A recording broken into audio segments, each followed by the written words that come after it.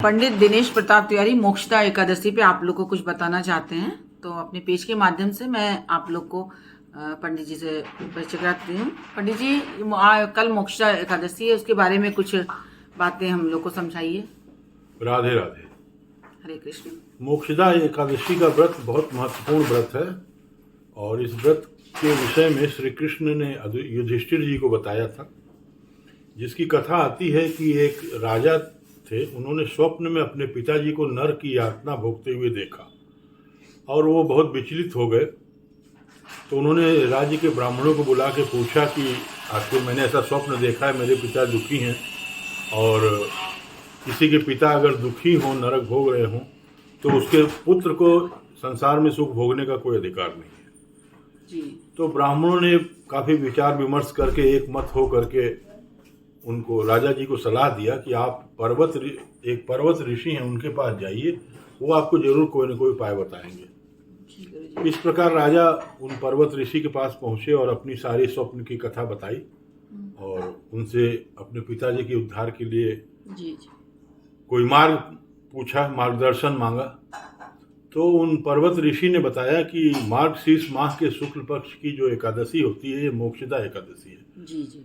तुम इसका पूर्ण रूप से एकादशी का व्रत का पालन करके व्रत करो और उस व्रत को करने के बाद उसका पुण्य संकल्प करके अपने पिताजी को दे दो, तो तुम्हारे पिताजी की मुक्ति हो जाएगी।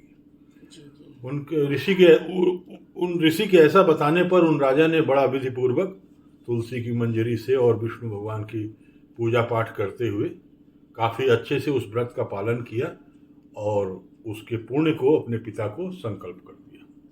अगली ही रात उनके स्वप्न में उनके पिताजी आए और उन्होंने अपने पुत्र को बड़ा आशीर्वाद दिया और कहा, तुमने जो ये मोक्षदा एकादशी का पुण्य मुझे समर्पित किया, इससे मेरी मुक्ति हो गई और अब मैं स्वर्ग लोक की यात्रा के लिए जा रहा हूँ। इससे यही पता लगता है कि मनुष्य के सारे पाप इस मोक्षदा एकादशी का व्रत करने से नष्ट हो जाते हैं और हर मनुष्य को इसको जरूर करना चाहिए और अपने जीवन में भगवान विष्णु की आराधना करना चाहिए। इस दिन अन्न को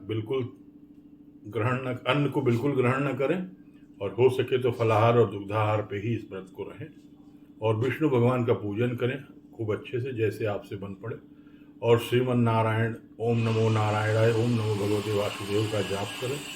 कम से कम एक माला तो जरूर सुबह शाम करें, बाकी जितना अधिक से अधिक कर सकें। इससे आपका कल्याण होगा और आपके पूर्व जन्म के और पूर्व में किए हुए समस्त पाप नष्ट हो जाएंगे और भविष्य में आप कोई ऐसा काम ना करें और इस तरह का व्रत एकादशी का करते रहें। बहुत बहुत धन्यवाद। फिर आप बनारस से कभी आइएगा तो कुछ हम लोग को ज्ञानवर्धक, ऐसे ही आप लोगों को हमेशा बताता ज्ञानवर्धक बातें हम लोग को, आप लोग मानेंगे तो आपका कल्याण होगा, आपके बच्चों का कल्याण होगा, आपके पितरों का कल्याण होगा, आपके पूर्वजों का कल्याण होगा। बहुत बहुत धन्यवाद।